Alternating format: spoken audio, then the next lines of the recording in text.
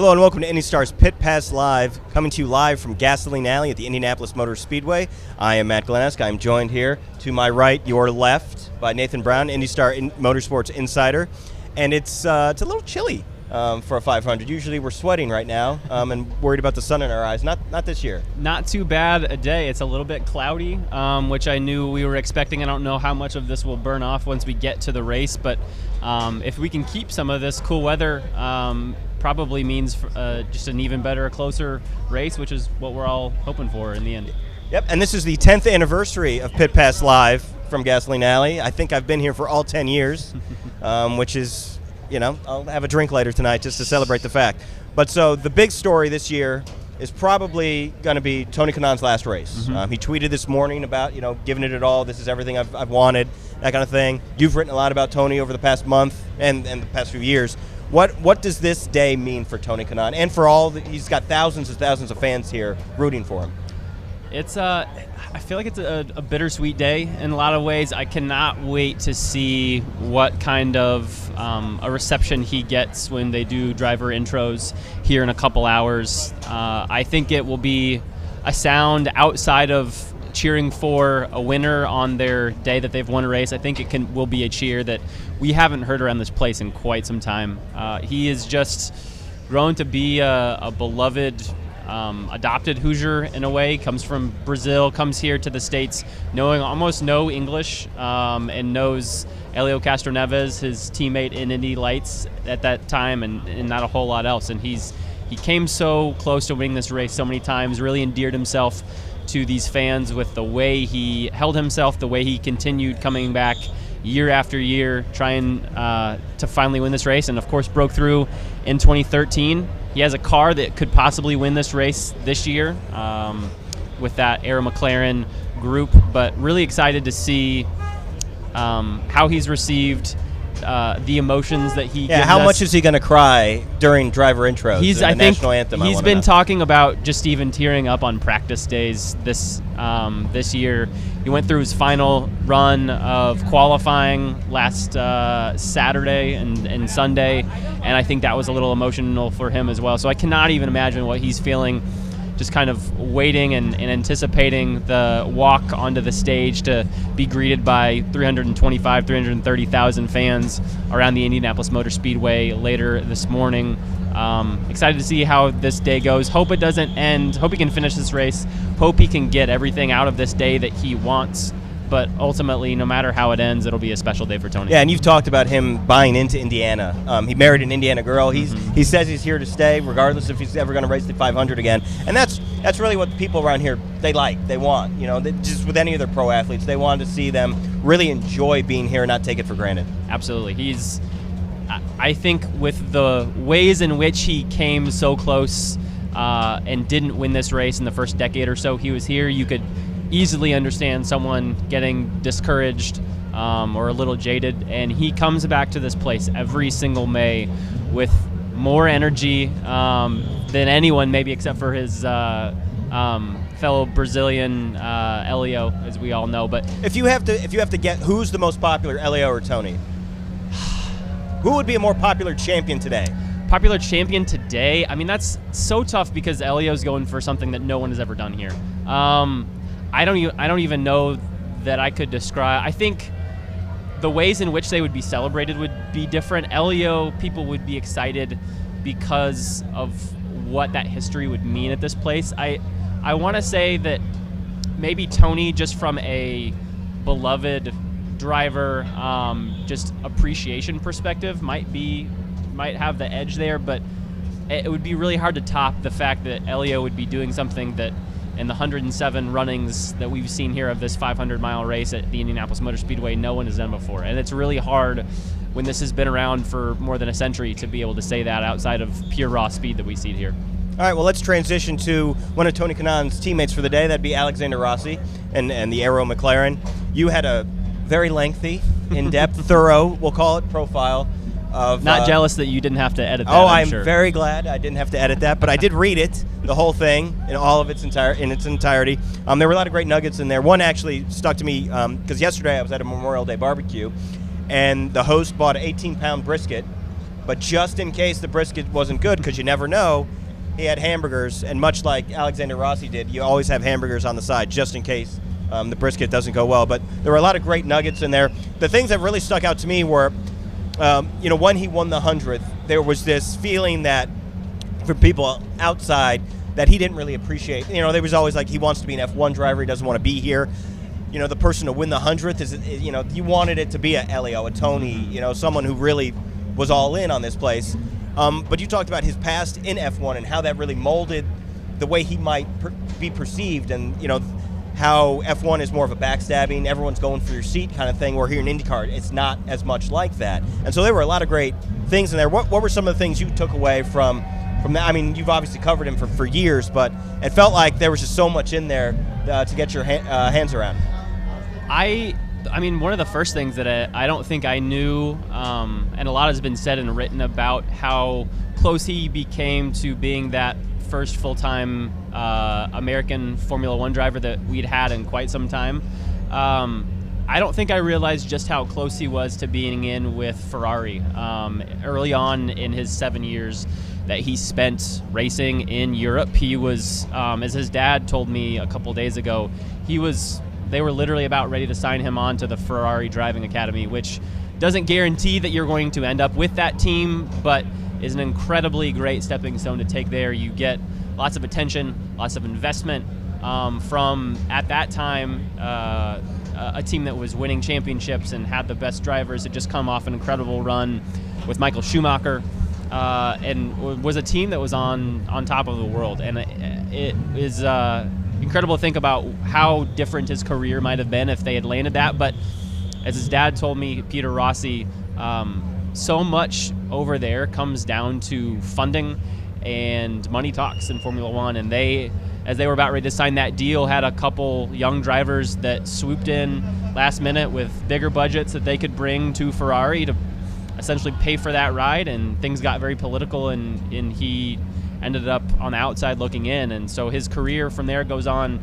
He is in a handful of test and reserve driver roles with a handful of different teams that would become defunct in a couple years. Ultimately got a shot in 2015 to run a couple races, and was supposed to have a full-time ride in 2016, and the team that he was supposed to run for went bankrupt. And all of a sudden that ride evaporates, and his dad Peter had been on the phone with Mario and Michael Andretti as he described, IndyCar was kind of plan B at that point, and plan B turned into plan A when plan A evaporated, and he ends up in IndyCar and goes on to win this race in one of the incredible fuel strategy runs that we've seen here in a long, long time. That way in which he celebrated that race, I actually went back and watched the post-race ceremony before I wrote that piece, just to get a sense of, try to maybe take a step into his shoes or see how he reacted and remind myself. And he's very nervous. Maybe that's not even the right word, but I don't think he was prepared for what that would be like, how it would feel, how he would react. We see guys like Simon Pagenaud and Will Power, who had been trying for so long to win this race, and when they finally get there, there's this release of emotion, and Alex just didn't quite have that. I think when you listen to the radio and hear him talk on the victory podium afterwards, there's this feeling of confusion and excitement, but just an uncertain way of how to feel. He talks a little bit robotic there, just not very natural, and I think it was a start of this growth process and a coming out of him and his personality. You, in that world of Formula One, it's hard to be yourself in the media. It's hard to be yourself just around your own teammates, and I feel like maybe he started to.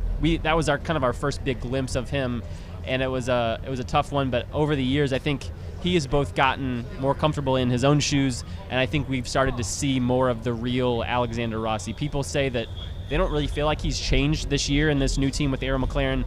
I just think we're seeing more real Alexander Rossi both in and out of the car, whereas folks that have known him ever since he came over here in 2016 feel like if you're a great friend of his, he's normal and natural around you the whole time, and maybe things haven't changed so much. Yeah, and when he won in 2016, and you said he won on the fuel strategy, I think there was an essence of maybe it was a fluke kind of thing. Who is this guy? It's a fluke.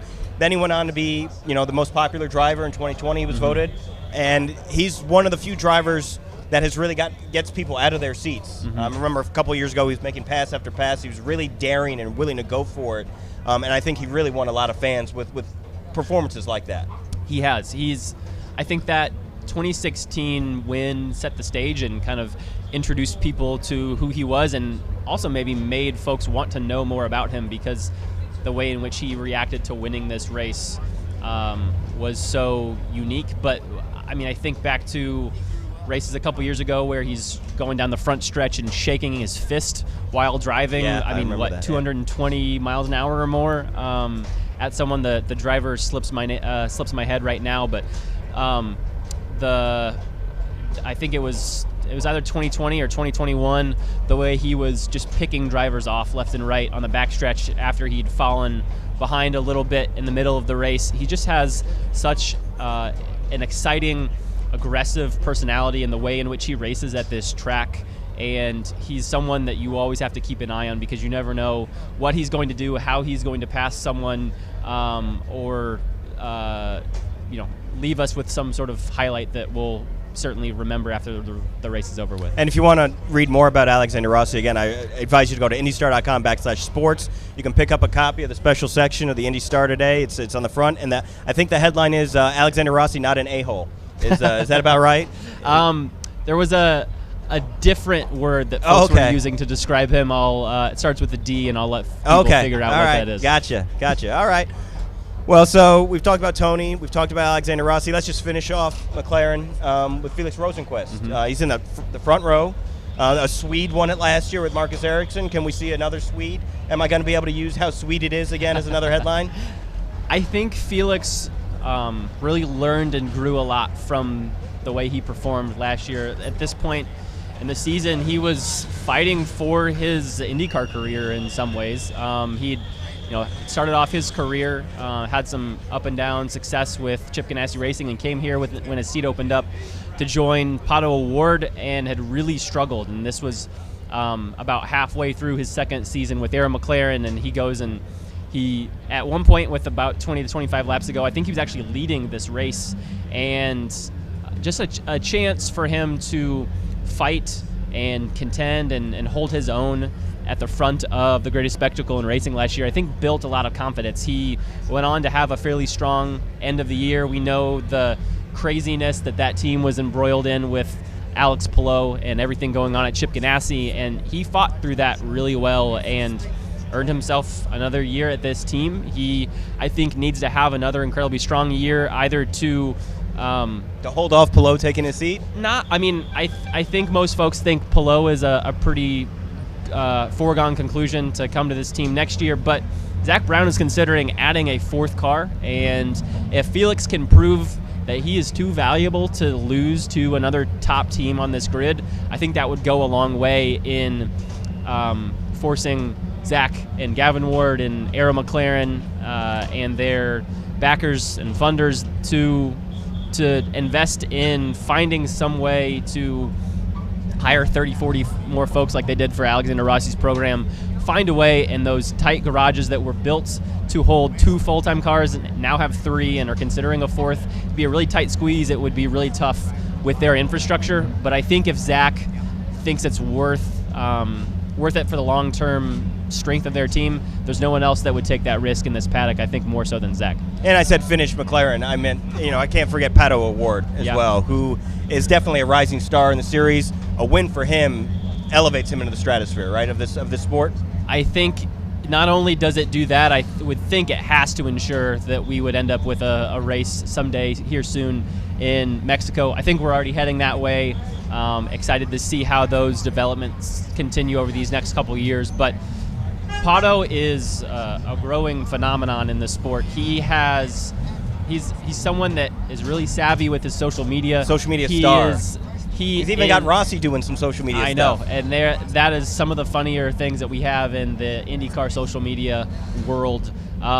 He is incredibly smart and savvy with social media. He buys suites and buys sets of tickets to give to his fans that buy merch from his site. He has his own pajamas line that the Kanaans were modeling and helping him sell. He's such a unique person and personality, and I don't know that we would hear quite the yell as we would for Elio or Kanaan if he wins, but that is going to be someone that catches the attention of the greater racing world because of the following and the reputation that he has built across racing in Formula One and his way coming up. And that would be another person that would be really exciting to see how IndyCar reacts and evolves by him winning this race. All right, well, since we've talked about all the McLaren racers, let's hear from the boss of McLaren, Zak Brown.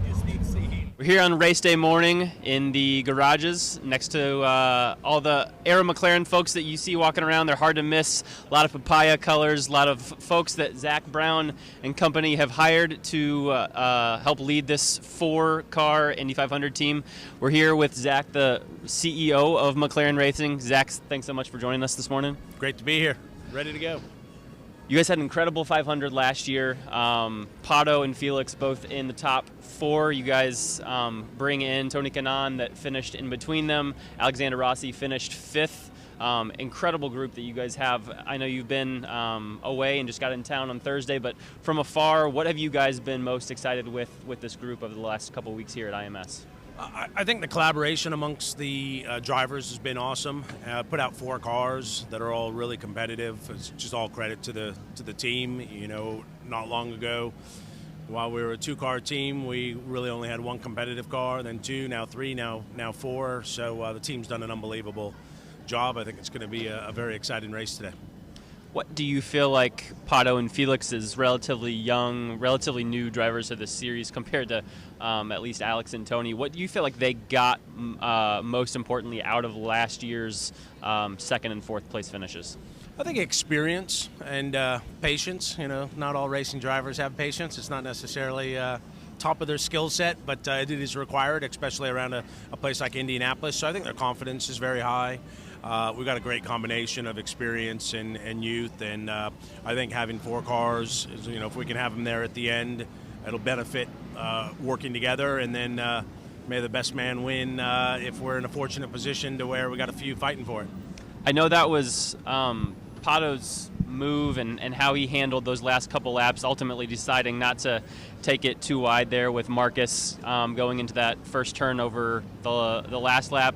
Do you feel like if he's put in the same situation this year, would he go for it? Do you want him to go for it? Do you want him to take a risk and see how things go, or how would you guys address a finish like that this year? Well, he knows best because he's the one in the car. I thought that was the right move last year because I don't think Marcus was going to lift, and you might have had 2 cars in the fence. So that's for him to determine at the time. We're fully behind him.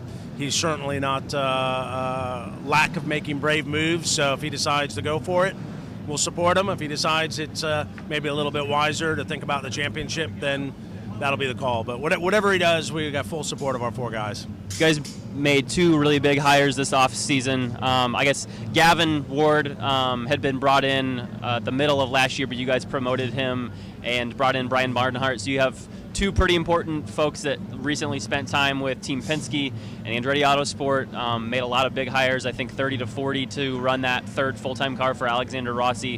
What do you feel like this team has shown in the way in which it has adapted to the change and the expansion of this team, and how do you feel like it has set you guys up really well for May? How well everyone's working together. You know, it's a big family. Gavin's been awesome. The leadership team that was already here is really good. Adding Brian was adding experience. Adding Gavin was kind of bringing his knowledge of maybe what McLaren can help also bring to the table. But it's a true team effort. I couldn't be happier, and I don't think we would be where we are today if it wasn't for the collective team and the changes that we made. How do you feel in your guys' shot to get a win today compared to last year? I know when we talked, last year race day morning, felt like things were trending in the right direction. Obviously proved to be pretty strong with the 2nd and 4th place finishes you had last year. You guys have 4 drivers starting in the top 9.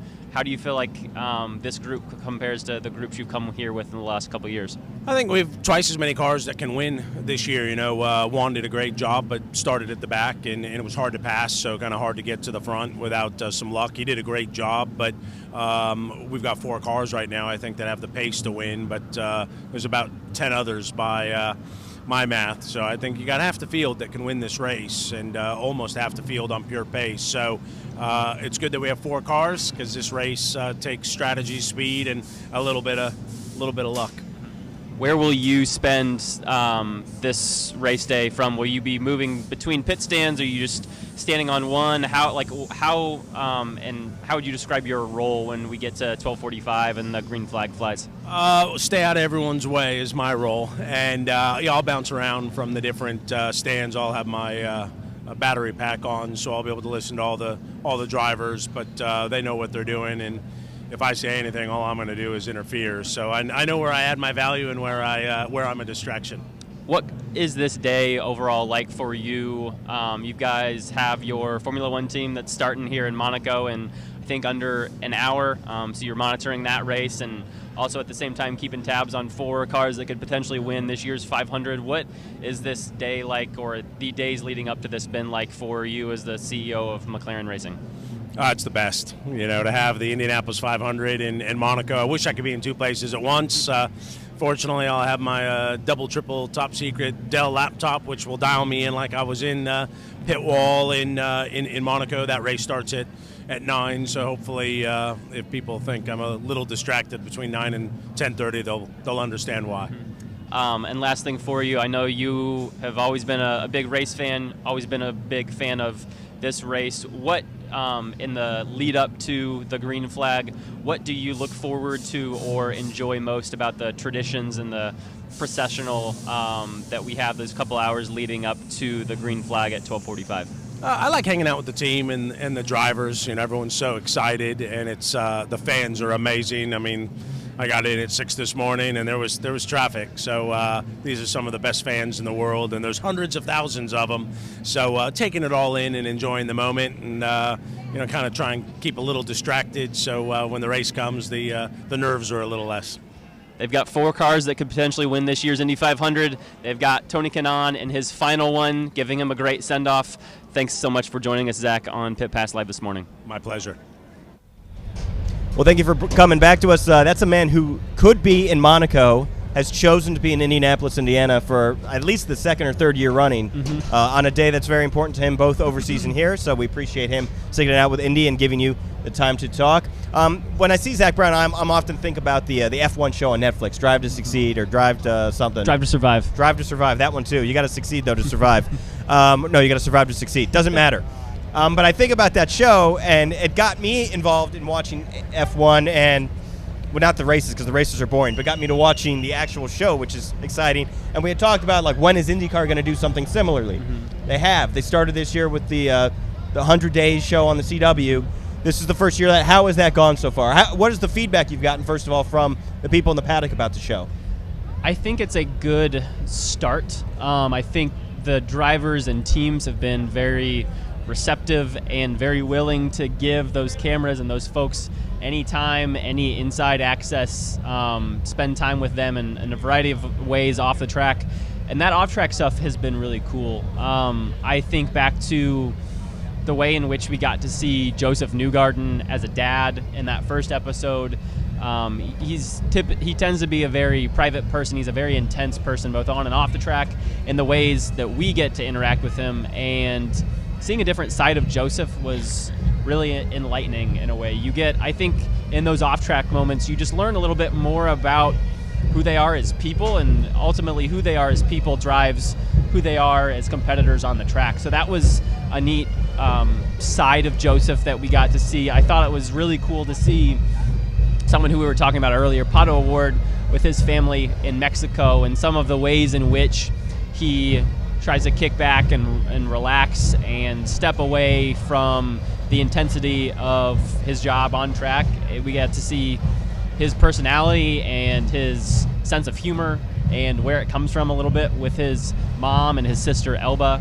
and some of his friends. I also thought it was neat to the couple of episodes that we've seen it get some insight into what it's like to be a wife or a girlfriend of a driver, and the emotions that go into watching them race on an oval like Texas. I think it's back to Felix's girlfriend Emile and the realities of her watching him crash at Texas in a pretty big accident and not know if he's okay and what's going on. And I think even at the time, because their cars are so similar, not even knowing if that was Felix or if it was Pato or if it was Alex. I think that's what I've enjoyed the most about this show. It still is a little rough around the edges. I think they need to figure out a format that really fits this series maybe a little bit better. It's just really tough to, with so little on-track action until we get to March, and then the way in which things pick up, to try and fit storylines about drivers to get you to know them a little bit off track and cover the on-track action and build up to May and do all of that in the five episodes that come before the Indy 500, with 40 minutes or so of each episode because it's in a 1 hour slot on live primetime TV. I think that's been a little tough, and I think they will take some lessons from that and hopefully take it into either something that grows later on this season or something that we see in a little bit bigger capacity next year. Okay. All right, well, let's turn our attention back to this year's race and our pole sitter, Alex Palou. He has won an IndyCar championship. He won the Grand Prix earlier this month. He won the pole, so he might be able to sweep. But he's still a name that the casual race fan might not know. What does an Indy 500 win do for a driver like Alex Palou? Well, never mind, because we're not going to talk. We're going to talk about last year's Indy 500 winner. That would be Marcus Ericsson, who has joined us right now. Marcus Ericsson, last year's Indy 500 winner in the number 8 Chip Ganassi Racing Honda with Husky. What's your new sponsor this year? Ice Husky, Spritz. Ice Spritz. So we've gone from chocolate milk to a nice post-race vodka beverage that you can enjoy post-race. Excited to see that switch up. Excited to have you back after last year joining us. I know we spoke on last year's show that how cool it would be if we had the eventual winner of the race and you came and won this thing. So thanks for coming back to us. I know you've had a busy day, a busy week, and a busy month. Yeah, no, thanks for having me. I think, it worked pretty well last year, so we can't break a winning tradition. So, go back to back today and we keep this going. It's good for me. Mm-hmm. I know you've talked so many times about how winning this race has changed your life. What has this last year been like for you? I know it's been something very new and very busy as well. Yeah, it's been pretty crazy in many ways, but crazy good, as I like to say. It's been an incredible 12 months. I've got to experience so many cool things, and the thing with winning the 500 is that you don't celebrate it for a day or a week. You celebrate it for literally 12 months. It's been a constant, almost every week there's been some kind of things with around the 500 that I've had to do and got the chance to do, and I've been really, really thankful and grateful to got that opportunity to go around the world really and celebrate. And IndyCar and IMS and Borg Warner made sure I could bring the Borg Warner trophy to Sweden, which was incredible to celebrate it there back home with my fans and family and friends. So it's been a great 12 months. I was at the Borg Warner dinner here the other night, and I told them, happy to do it another 12 months. It's good to me. What was that experience like, bringing that trophy and coming back and seeing some friends and family and fans that you might not have seen since you won the 500 last fall? What was that? I know that was a whirlwind trip. You had seemed like multiple visits every single day, and it culminated in that festival with tens of thousands of fans in your hometown in Sweden. What was that like? Yeah, it was really cool, to be honest, because obviously here in America and Indianapolis, in Indiana, everyone here knows how much the 500 means and how big it is. But Sweden is the other side of the world. So I didn't know, when we decided and got everything confirmed for doing the trip to Sweden, I knew there is a big following for IndyCar there, but I didn't know how big, how much people are gonna care about this. But the turnout on every event we did, public event, we were on every TV morning show, evening show, every newspaper. Like, it was huge there, and to see the turnout on, you know, the autograph sessions, on the, you know, the thing in my hometown, it was just you know, it blew my mind away, to be honest. So it just shows that this race all over the world, everyone knows about the Indianapolis 500, and I think that's super cool. And I know there is gonna be thousands and thousands of people in Sweden today that's gonna tune in and watch this race. So it's a big deal over there as well.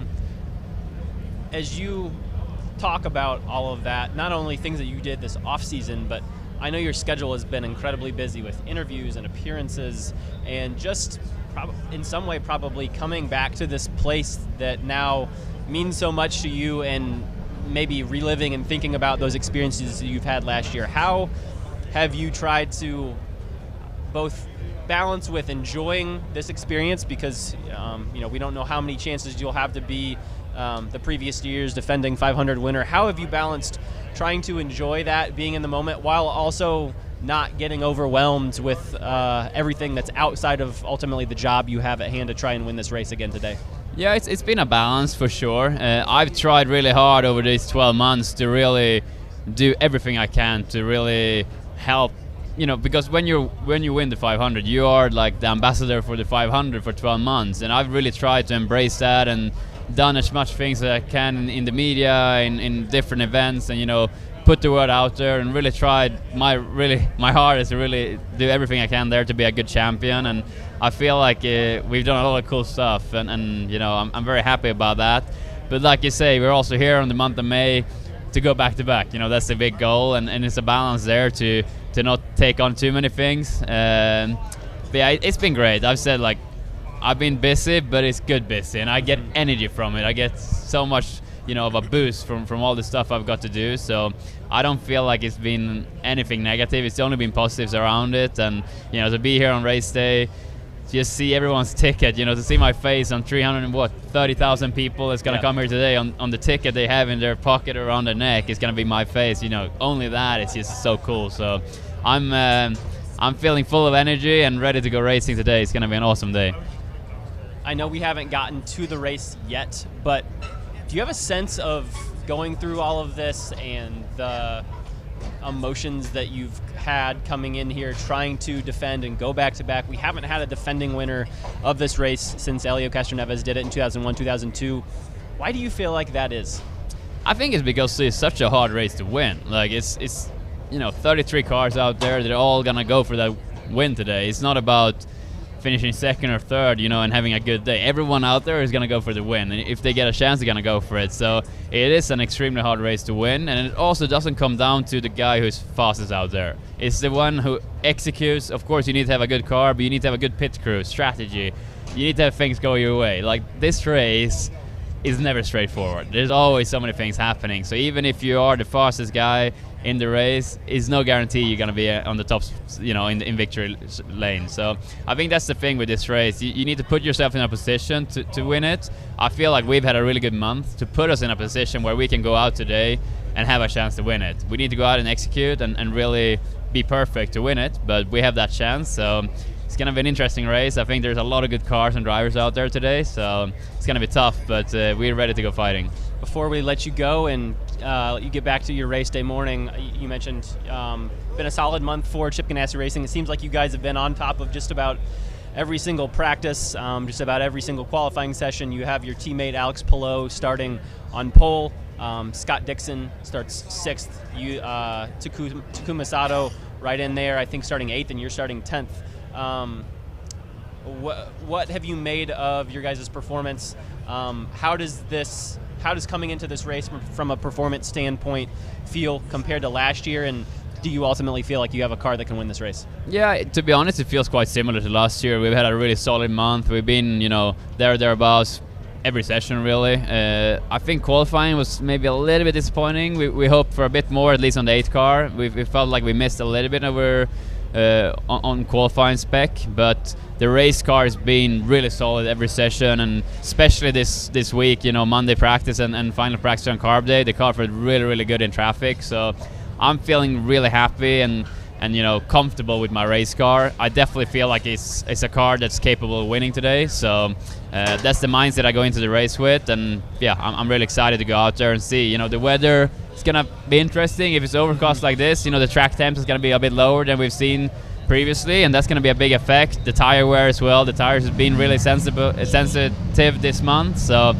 that's also going to be a talking point throughout the race. I think who can get the tires to last a full stint. So there's a few things that's different to the last year, but I feel like we have everything. We have all the tools to win it. We just need to go out and do it. Well, we'll let you get back to race day preparation. Thanks so much for joining us. Hope to have you on next year regardless, but would love it to be as a two-time defending winner. Thanks so much for Marcus Ericsson of Chip Ganassi Racing for joining us this morning on Pit Pass Live. Thank you. Thanks, man. Yeah, thank you.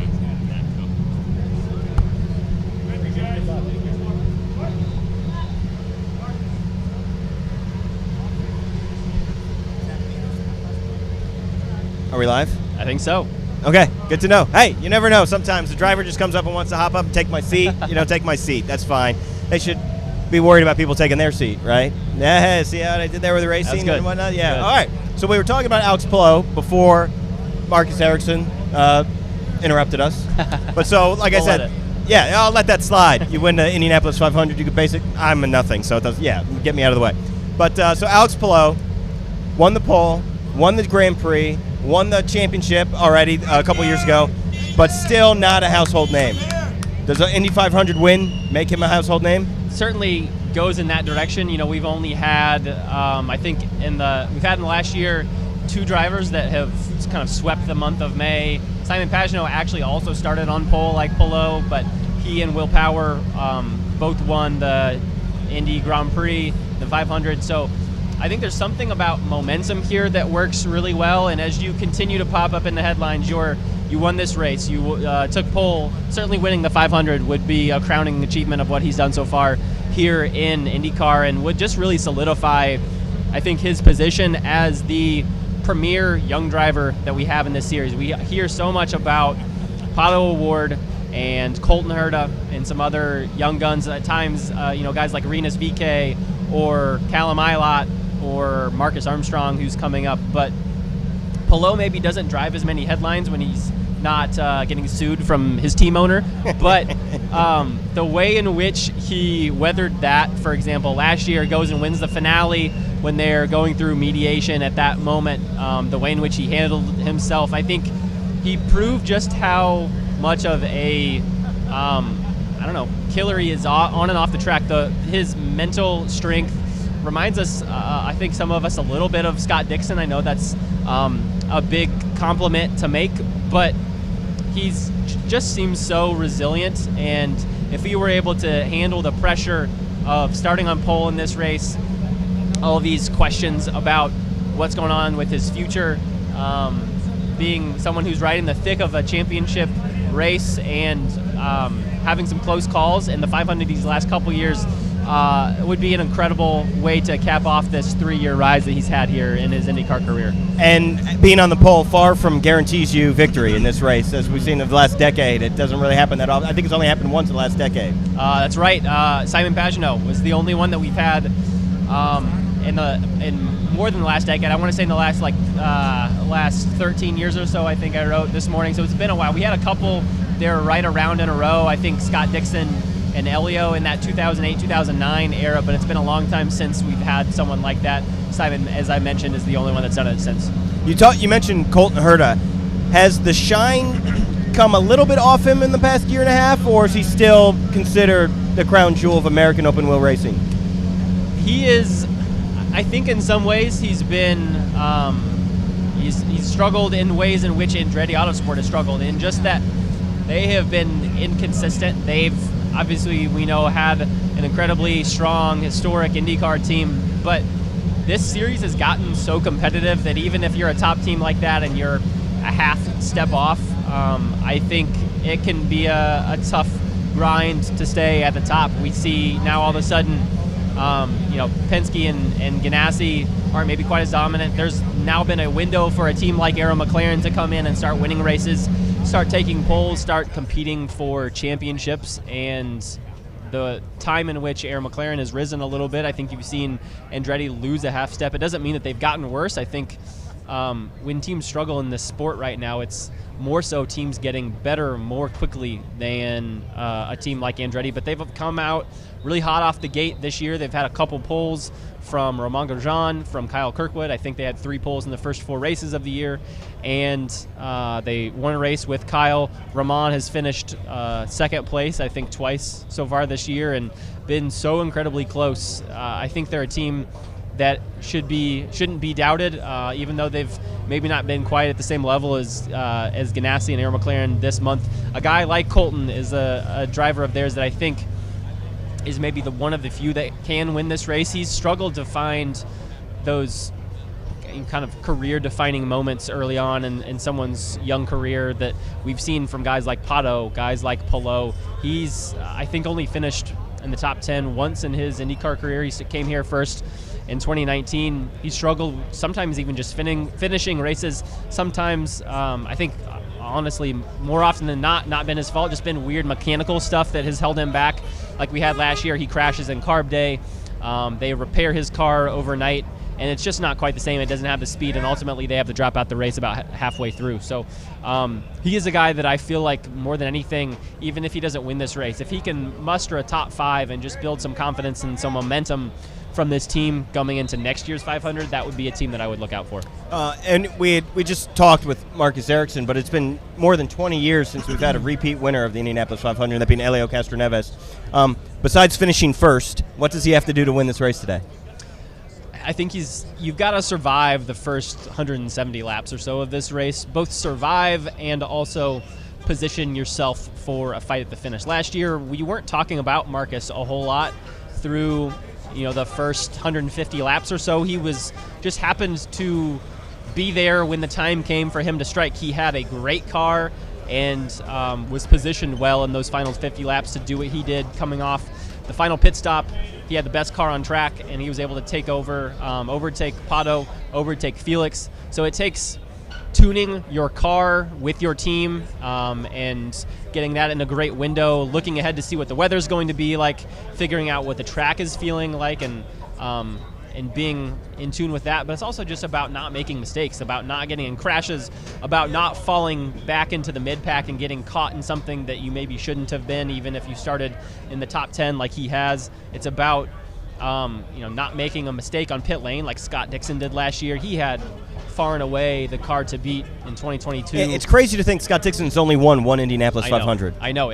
And those close calls that he's talked to us about have come in so many different ways. Last year, he's caught speeding by like a half a mile an hour on pit lane on his final pit stop.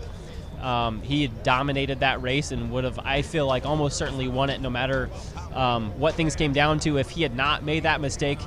He, the year before, got caught out by an early yellow that forced him to run out of gas coming into the pits, had to make an emergency stop, and ultimately sent him to the back of the field and just couldn't recover. He's fallen short in years in which this race has ended under yellow, where he felt like he had the fuel and had the car that was going to be able to win. He certainly feels that way about 2020. If we had not had that yellow in the last 5 or 6 laps of that race, I think he feels like Takuma Sato doesn't make it to the finish with fuel without making another stop or having to really fuel save to the win, and I think he feels like he wins that race going away. So Scott Dixon, always someone that's a threat to win this race, but someone that I think is proof that you really have to have a perfect day. In this field of 33, we probably have 15 to 20 somewhat serious drivers and cars and teams that can win this race, and you can't have a near perfect day. You have to have a perfect day to win this race. Scott Dixon is proof of that. You had mentioned Romain Grosjean. Is he a serious contender to win this? And if he does win it, does he have the kind of name cachet that helps globally because of all the success he had in F1? Yeah, he's a guy that gets you on talk shows around on here. BBC and Sky Sports. He's a guy that gets you on probably on SportsCenter. ESPN has the rights to Formula One right now. I imagine, even though there's a competition in a sense there, I think he's a guy that folks that maybe know a little bit about or have heard of IndyCar or the 500 but aren't actively following it, you're getting and capturing those folks who know who Romain Grosjean is because of his time in Formula One, and you're building a fan base. You're making folks more aware about this race and this sport and how special it is that Romain won it. He's one of those few guys. Pato is another example. I feel like from a global perspective, someone that can win this race really would create some waves around the world. You think just in the United States, I think someone either like Elio, who's going for history, someone like Graham Rahal or Marco Andretti, who has that family cachet, are folks that people who maybe don't follow or watch IndyCar or the 500 every year, those folks start to get some name recognition and get folks to take a second look and pay attention in this next week that's so important. But Grosjean, I think, takes it to another level, yes. How has he transitioned, this now being his second year in IndyCar full season, how has he transitioned into being an IndyCar driver and racing on ovals, going 230 miles per hour? He has talked about how he's, I think, struggled in a way in being the same aggressive driver that folks grew to know and love in Formula One, and he's also said that he's not at this point in his career looking to change. He's someone that is going to be aggressive, that's going to, as we saw in Texas, fight to the last lap to try to take fourth place over fifth, and sometimes that's going to put him in the wall, like we saw there in Texas a couple months ago. But he's an incredible personality.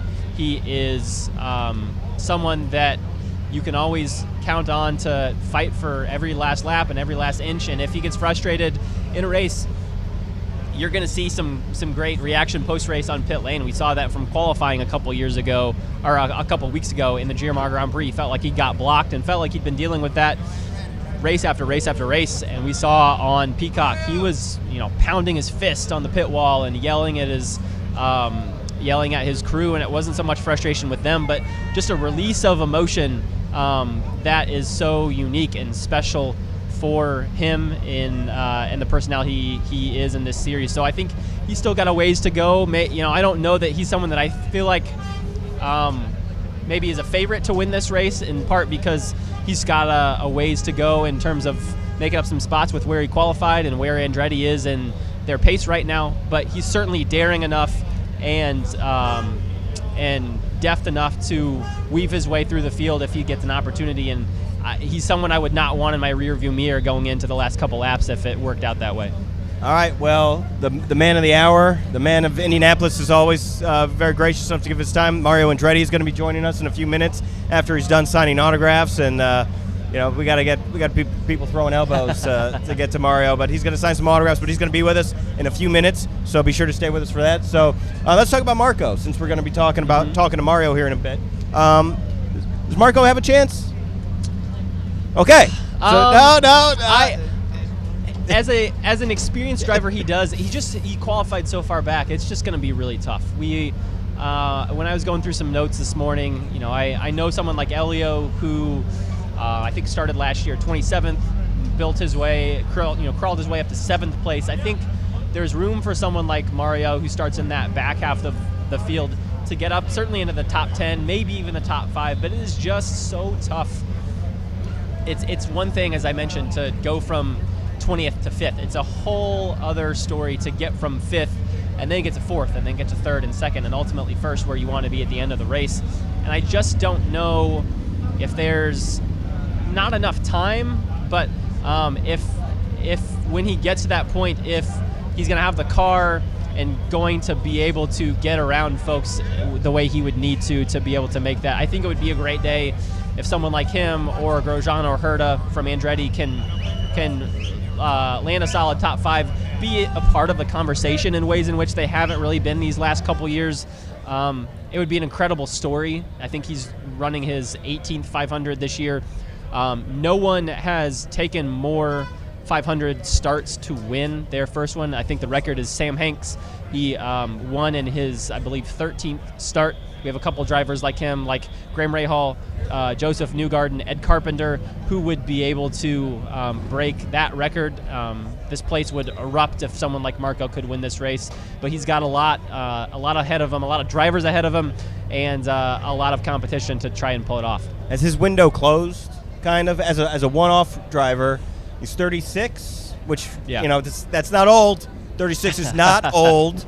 but has the window closed maybe for him to feel what his someone in his family has felt? Certainly, I think is closing. I don't know if it has closed, but it comes down to Andretti having a car that can, a race car that can battle at the front, and a qualifying car that can get someone to start up front. We saw last year, or a couple years ago, Marco starts on pole in the 2020 Indy 500, and then almost immediately he just starts drifting back, and I think that year had a strong qualifying car, but just didn't have the race car, and we've seen that struggle in both ways. I think these last couple years, you have to have a car, in most cases, especially with this car nowadays and how competitive the field is, you have to have a car that can both get you starting around that top 10 or so, so you're not just, you're not having to put your car in a position where it has to fight through that dirty air and that drama and some of that uncertainty that you have at that front of that middle of the field, and then also be able to make some daring passes at the end that are necessary to be able to win this race. It's just a hard balance to find, and I think one of their drivers, whether it's Marco or Colton or Kyle Kirkwood or Romain Grosjean, I think ultimately whatever year they are able to return to victory lane is likely a year in which they have a top 10 qualifying car, and so they're not battling the mid-pack and having to avoid crashes, not having to just be so nervous about just getting through every single pit stop picture perfect, and also having some things fall their way. It's really tough to win this race, not only from 10th or so, but from 15th to 20th is another thing entirely. All right, well, we'll get, again, Mario will be here in a little bit. He's signing autographs and doing the rounds right now. But so we've talked about Marco. Let's talk about how many winners are in this field. 9. That's a lot. The record is 10. And you think with Tony, this being his last Gaspin, unless we have a first-time winner this year, it'll probably kind of be around that maybe going next year, but it might not get any higher than that in the near future. It's interesting to think about what this field could be like. As you mentioned, we're assuming, even though he's done this before, that Tony Kanaan. Yeah, is this really his last ride? You assume it probably is going to be. So next year, if we have everyone else that has won this race return, you've got 8 winners that come back, and then you've got the winner of this race. If it's a new driver, that's 9.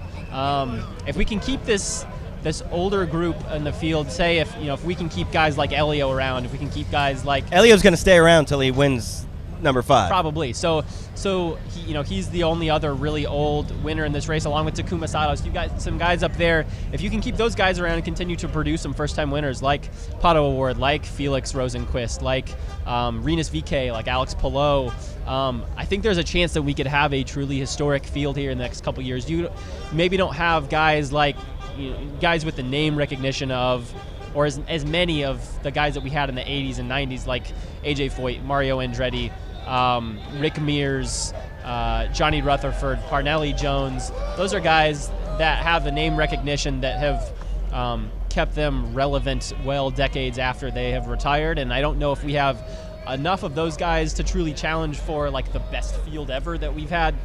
But you could certainly have an incredibly deep field in terms of guys that have been able and proven that they can win this race, and that's something really special, something I think you could look for in these next couple of years, certainly. Yeah, and if you wanted to know how popular Tony Kanaan was, he just went by on his scooter and the whole gasoline alley erupted in applause. So people are definitely in the mood for TK today. Supposed to be his last race in the Indy 500. That's what he says. You believe him? I think I do this time. I think he's just a little bit more committed, and the last couple of years and times in which it was maybe going to, it was situations where he was still hoping that he might have some more opportunities. But speaking of a beloved figure around the Indianapolis Motor Speedway, we're now joined by 1969 Indy 500 winner Mario Andretti, a person who is maybe the most popular, most beloved figure around this place. Mario, thanks so much for joining us here this morning. It's my pleasure. Thanks for having me. What are your experiences like walking through Gasoline Alley and the garages? I know you get mobbed from autograph seekers.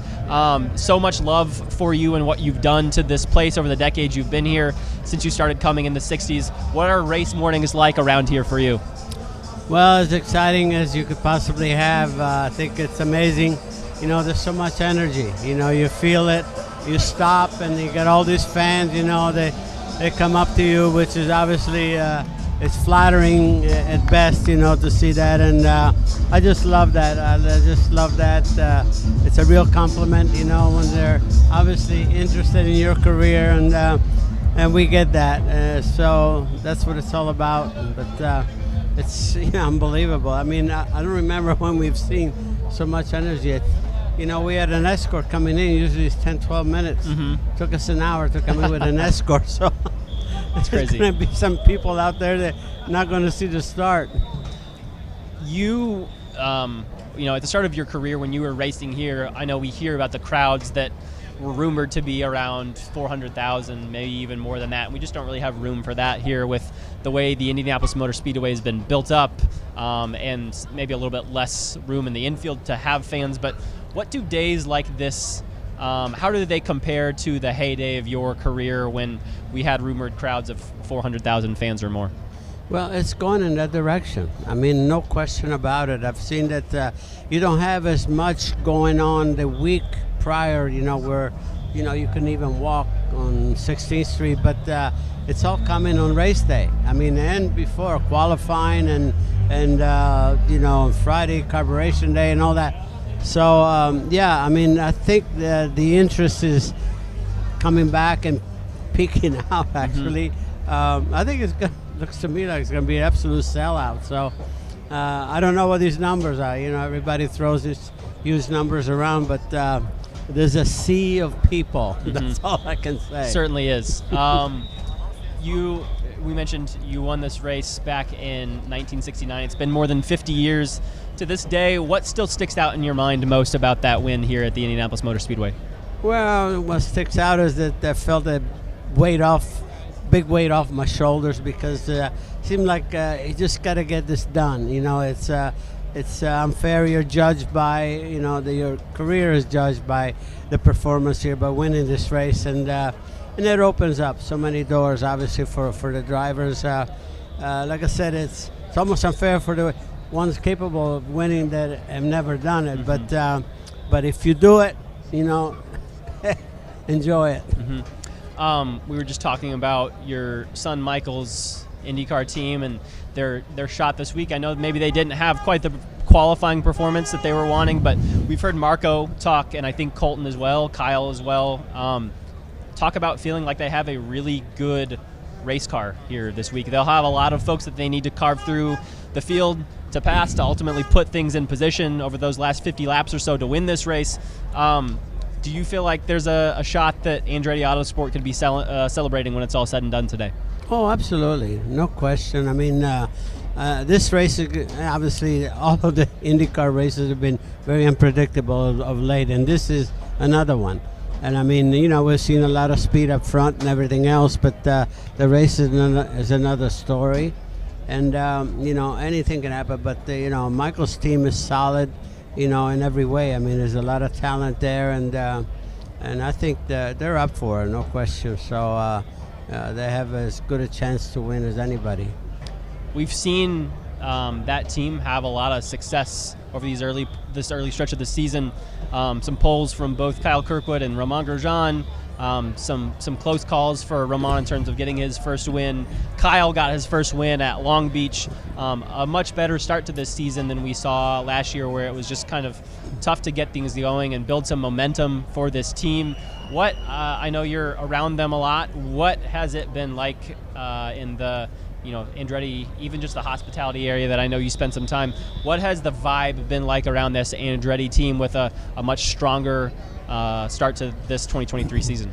Well, it's all positive, as you can imagine. I mean, there's nothing like winning, as a team, and then you have, when you have something like that, there's some, you have something going for you. So, everyone is positive, and as you said, in the past there were some mistakes. Some races that potentially were thrown away, but it's behind you. You move forward. You know that.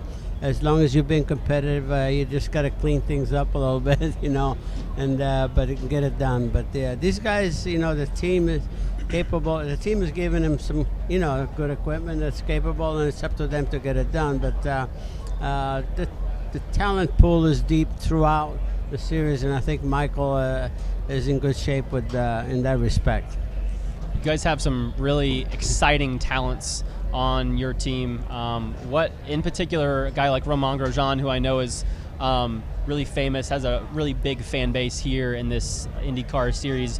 What has it been like to kind of watch him grow and prosper and find some footing in this series and ultimately come close to breaking through and getting a first win?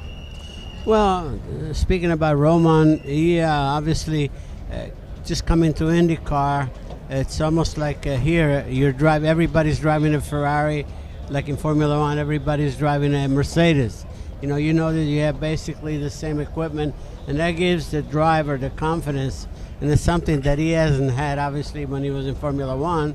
Unfortunately, he was not always with the top team, and now he feels he is, and he can deliver quite a bit. So, like I said, sometimes, it was a little bit over-exuberant to some degree, but, that's fine. You have to just cool down a little bit, but he's capable. I can see that he himself, coming out of just strictly, specializing in road racing, he took to the ovals pretty good. And like I said, he's got to clean up a few areas, but he can go. So, but again, it's him, and then you got some other young talents like Kyle Kirkwood. He's already a winner. He really revealed himself at Long Beach, and he's going well here. Colton Herta, obviously. He has proven this, his abilities already. So, again, we're at a good place. I feel really good for the team. I feel confident. Before we let you go, I know you guys are hoping for some really good news here in a couple months, hoping to get the green light from the FIA and Formula One on this bid. What are things like in the Andretti global camp as you guys await on that answer that's hopefully a thumbs up and let you guys join the grid here in a couple years? Well, I can tell you there's optimism. It's I think it's pretty much ready to get a decision probably in the next month and a half, and but a lot of work is going on right now as if we were in it, so we're going full speed ahead, and hopefully everything will be formal, by then, and we go, want to be in Formula One. Awesome. Thanks so much for joining us this morning, Mario. Next, we're going to be joined by AJ Foyt Racing's young talent, Santino Ferrucci. Starts 4th today. Excited to see what he can do and excited to have him join us. And again, thanks so much for joining us, Mario. My pleasure. Thanks for having me. Thanks. Hey, man. Take care. Thanks. Take care. Have a good day.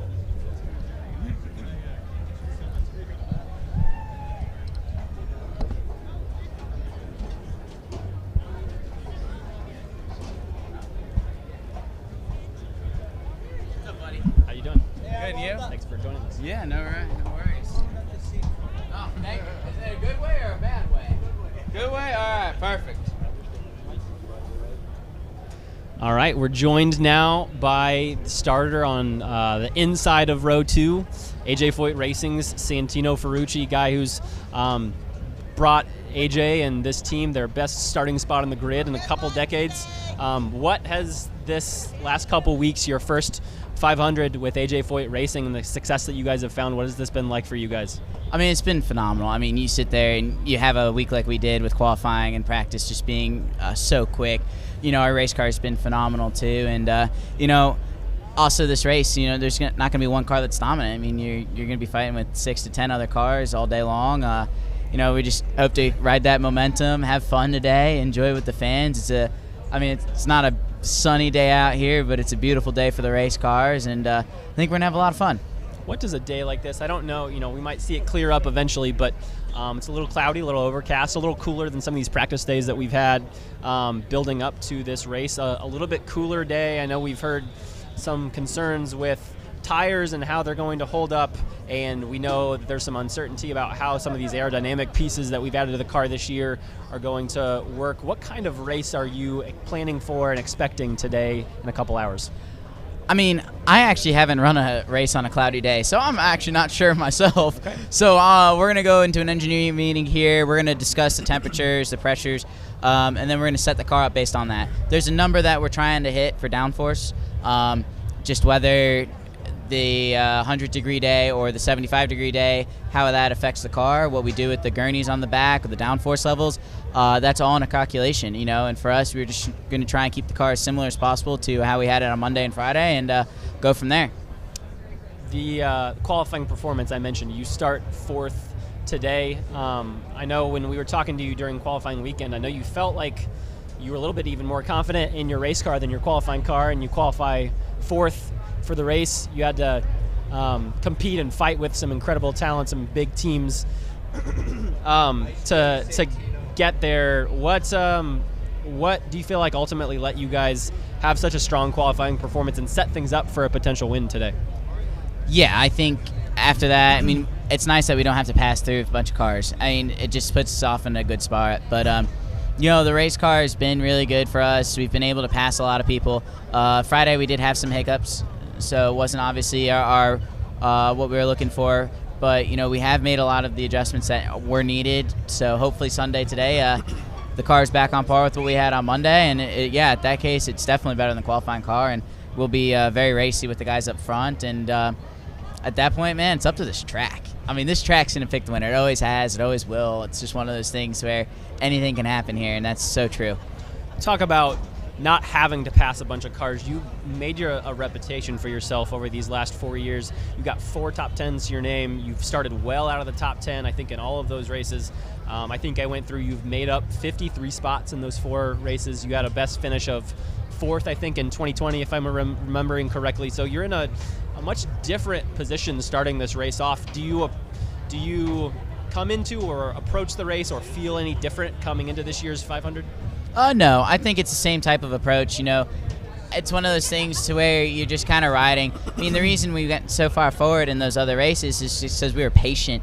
We ran our stints, we ran our own race, we were able to pass cars, capitalize on people's mistakes, and that's what gets us up there. And today we're just going to have to be one of those cars that just doesn't make mistakes. Once again, running our own race, just being confident in what we have, and we'll probably drop back a little bit at one point in the day, maybe go forward at one point in the day.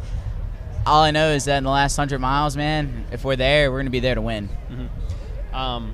This strong, awesome performance, even just a top 10 today. I know AJ Foyt Racing hasn't had, I think, a finish better than 7th in maybe 20 years or so. I know this has been a really great thing for AJ, great thing for the team. In the moments that you've spent around AJ, what has he told you about what this has meant to him, and what can you sense from spending some time around that 4-time winner? He's so happy. I mean, he's in the garage right now. He's loving this. It's just a different attitude. I mean, you have a team that hasn't been overly competitive in the last decade, that all of a sudden we're running up front, a real chance to win this race, which is amazing. And, you can just tell everybody's spirits are just on cloud 9. Regardless of the outcome today, you got to remember it is a race, so anything can happen. We've had a hell of a month, and, icing on the cake obviously is today, but no, we've worked very hard for this, and today's the day that we get to enjoy it with less pressure than anything else so far. The way in which you guys have improved at IMS, I mean, they've had some decent cars with guys like Tony Kanaan and JR Hildebrand the last couple years, but the way in which you guys have taken another step this month, do you feel like this is a level of performance that we can see out of AJ Foyt Racing at races outside the 500? Are you guys building to something like that and feel like you guys have some momentum and going in that direction? That's definitely the goal. I think this year's, obviously, we got off to a really rocky start, but it's one of those things to where if you actually look back at the races, we should have had probably 2 top 10s and 2 top 15s.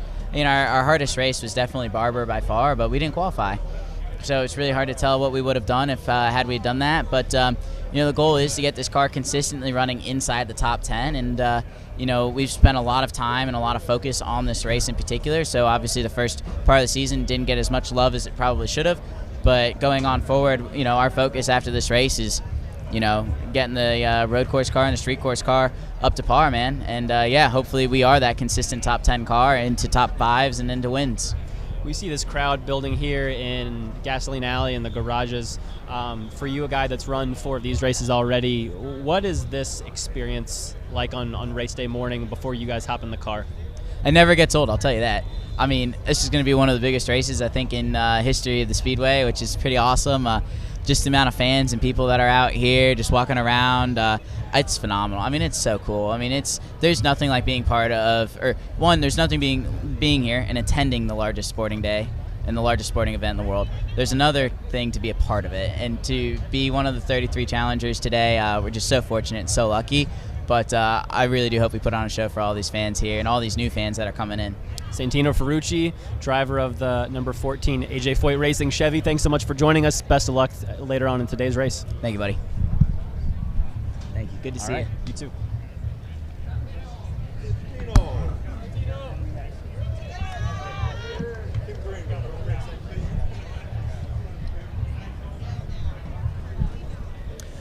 I'm about the same height as both our last 2 guests, Santino Ferrucci and Mario Andretti. You don't quite have the height on the hair. I don't have the height on the hair, but I mean, he can't weigh more than 120 pounds. Maybe, yeah, with the hair. Yeah, Still, I don't think he can weigh more than 120 pounds. Yeah. So he's going to win the race, is what we've learned, because the last 2 years we have produced the champion from Pit Pass Live. We had Meyer Shank Racing, Michael Shank on 2 years ago, LEO 1 driving for Shank Racing, and of course we had Marcus Ericsson last year, who he could do the double dip because he was on this year's show as well. But if you want to gamble, put your money on Santino Ferrucci. Or we've got the 4 cars from Meyer McLaren from getting a chance to talk to Zak Brown earlier today too. Okay, fine, but I'm still going Santino Ferrucci. I actually just looked up the odds. He's plus 1,100. Okay. So he's fifth favorite, which he's been fast all month. So I guess that makes sense. But is that a smart bet? Should I go to Pagoda and place my bet? Fifth seems high? A little high. I mean, only just because we haven't seen. We've seen the performance from Santino. As I mentioned earlier, he's had 4 top 10s in his career. He started well outside the top 10 when he's had those. So he's winning. But I don't know. I think the biggest key, honestly, for this AJ Foyt Racing team is having really clean pit stops. That's one of these things when the series is so close. It's one of those couple things that holds this team back sometimes, I think, in races outside the 500. And as I mentioned earlier, you have to be absolutely perfect to win this race. Perfect in pit stops, perfect on strategy, which sometimes comes down to luck and guessing a little bit. You have to have a near perfect race car, and you can't make any mistakes on track. I mean, they haven't had a top 10 finish since 2002, AJ Foyt Racing. Yeah. So I guess maybe I'm not running to place a bet on Santino Ferrucci just yet. Maybe I'll save my money. Fifth is high. One of the bets that I really do like, that I sent you a list of this morning that I want to mention. What, we don't talk about gambling off the air. Come on.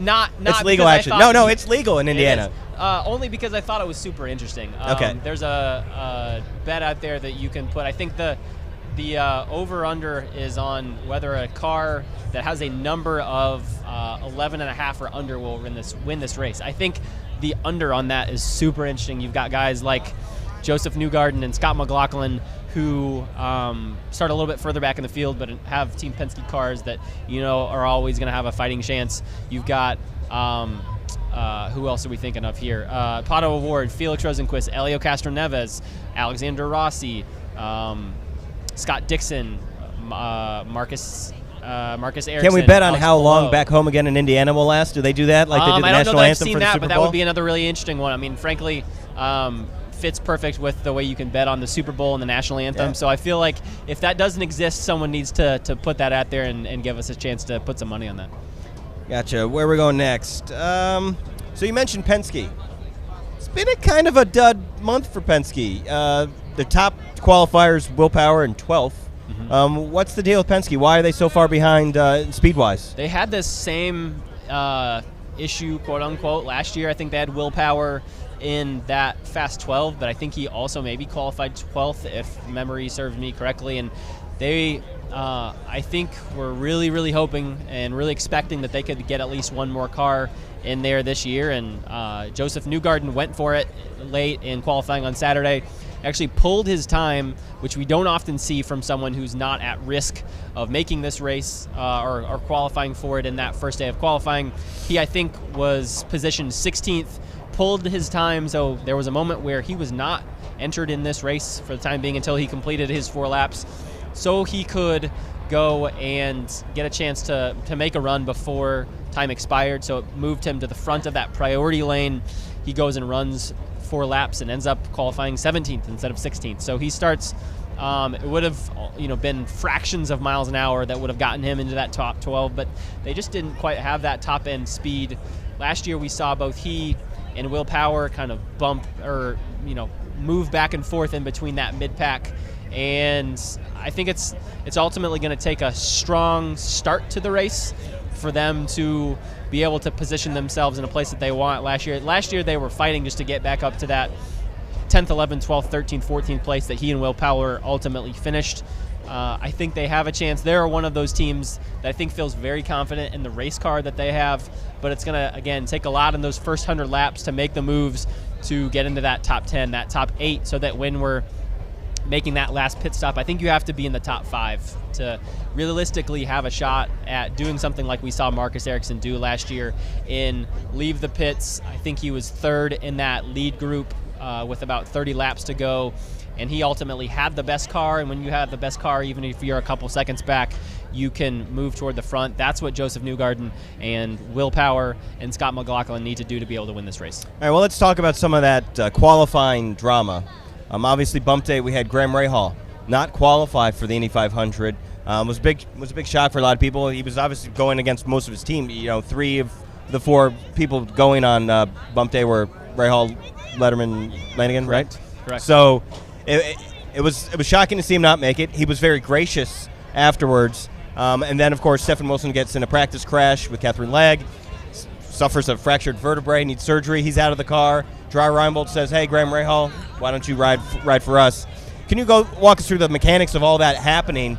And also, the Indy 500 is better when Graham Rahal or a Rahal, when you have that name recognition, is in the field, correct? 100%. And I think this race and the build-up to this race is also better ultimately when we have 34, 35, 36 cars trying to make it. Bump day is fantastic. Even if it's just one, you can see the drama that it created, and it's such a cool thing. Even if you're not in a race and you can kind of grasp that where people are going into the fast lane, going to this thing, I didn't grow up a race fan, but bump day really was one of the first things that grabbed my attention. I was like, this is pretty freaking cool.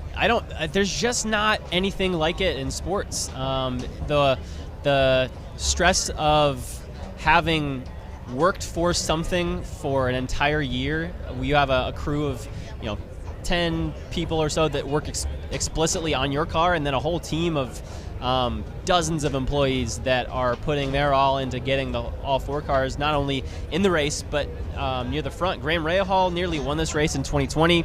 He feels like he had the car to win it in 2021, and so to see him and this whole team in that last chance qualifier minus Catherine Legg, who starts I think 30th today, 29th to 30th or so. It was really shocking. You mentioned the emotions that Graham felt. We had 2 short moments to interview him after that last chance qualifier, and both times those interviews ended because he started crying. We don't see that type of emotion. We see a lot of emotion from Graham, but we don't see that type of emotion, and I think it goes to show you just how unique this process is. You mentioned he gets bumped from the field of 33 by his teammate Jack Harvey as time expires on Sunday. He's on Monday in our practice that day, standing on the timing stands. He's on the radio. He's taken on this role of not necessarily a driver coach, but almost like an insider role that can just float between the cars and help them try and just move their way up and maybe secure, say, a top 15 when it's all said and done. And this crash between his teammate Catherine Legg and Stephen Wilson happens going into turn 1 about midway through Monday's practice. Stefan is in a long line of cars, and Catherine, she said, didn't realize just how slow some folks up front were going. She runs into the back of Stefan. They both end up in the turn 1 wall. She actually also makes contact in the turn 2 wall. She's able to exit the car fairly seamlessly, but Stefan doesn't get out of the car right away. They fit him initially with a neck brace. They later remove him and put him on a stretcher. He goes to IU Methodist Hospital, where overnight it is diagnosed that he is a fractured 12th thoracic vertebrae. And that he sounds goes pleasant. Not great.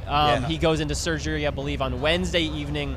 All goes well. He's now up and walking, which is great to see. Is he here today? I believe I've seen him in a couple interviews. He's been up, walking around. That's pretty badass. I'm not gonna lie. It really that's is. pretty He's badass. in good spirits. Other than the fact of missing this race, that he had worked literally from the end of last year's race to put a package together to come back. He's one of these guys that literally at this point in his IndyCar career only races this race. So everything he does around the clock in terms of IndyCar is towards building sponsors and putting a program together that can fund him for this race. And so when something like this happens 6 days from it, it's really gutting. But he's dealt with it well. Well, what are you talking about? Like Stephen Wilson, his brother died in an IndyCar crash. So there's got to be, when that happens and we're not seeing him get out of the car, there's a lot of emotions for people in that paddock who remember what it felt like when Justin hit the wall in Pocono. Yes, yeah. That's correct. So it was a scary moment. And Graham is one of those folks that was really close to Justin. They were teammates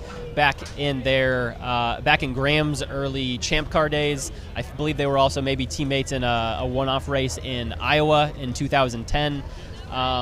So Graham has a special relationship with the Wilson family, and I think that in some ways is part of why, as uncomfortable and as awkward of position as it might have been to think about not being in this race and then ultimately sub back in, why he wanted to do that and why we see Graham back in this field. Joining us now, the team owner of the 2021 Indy 500 winner, Mike Shank. Thanks so much for joining us. Mike, how are you guys doing this morning? Doing good. Just a lot of partner-sponsor chats, a little strategy chat with the boys. Everything's looking good. Long day today. Our boys, I think, are the best in the field, though. They know how to do this place. They've done it. They've won it 5 times combined. Of course, we'd love to see Elio. Either one of the boys can win, but Elio getting a 5th would be otherworldly. We talked to you at this point. Last year, you guys knew you had some work to do to carve your way through the field. I think Elio was starting 27th, Simon was starting 16th, and we ultimately see them finish 7th and 8th, and it wasn't an easy day to get there. I know they faced some hurdles that they had to clear just to get there, but we saw that someone can climb 20 spots in this field and do it. Do you feel like you guys have the car again this year to be able to repeat that performance? Yeah, it's the same thing. Our quality speed for the last 2 years now has not been really where we want it to be, so we have to improvise and we have to strategize a way to get our boys up there, and that's what we're going to work today. Again, I got the best guys in the field at this place on this day, and I look forward to seeing how we do it. It doesn't always work, but we know we're capable of it. I know they are. The cars are good also. It actually, every time I leave qualifying, I think about next year immediately. Why didn't we do better? Where are we missing? And we will start on 2024 Indy 500 next week. Mm-hmm. We've got a little bit of an overcast day, which we didn't have too much for practice. I know coming out of Friday's practice, there were some questions about how long stints we're going to be able to be with the tire wear and things that we've been seeing over these last couple days. Seems like it's shaping up to be a really interesting race. What do you feel like are some of the keys, whether it's your guys or someone else that wins this race, what is going to ultimately decide this race? I think fuel conservation, how long you can turn a stint into. Is it 29 or is it 34 laps? I think left rear tire wear is a problem. We're all dealing with that. As it gets older, it picks up vibrations. So we're watching the frequency of vibrations often, and especially from half stint on toward the pit's next stop. That will have something to do with everything. And just making good decisions. When it's time to ride, we ride. When it's time to accelerate or try to get aggressive, we do that. We don't often see in this race, it seems like,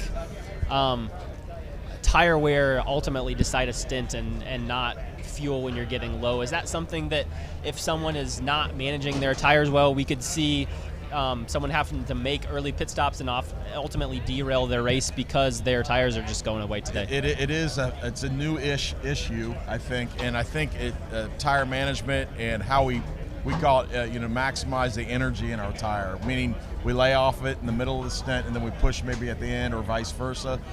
Not only is it fuel conserve, it's tire conserve a little bit. So what are we doing to take care of our tire? When we go into one, how much energy are we putting in that right side? If we're turning super hard and put a bunch of energy in it, we're taking life out of it, right? So we release the car a little bit more and try to get it a little happier on the right side anyways.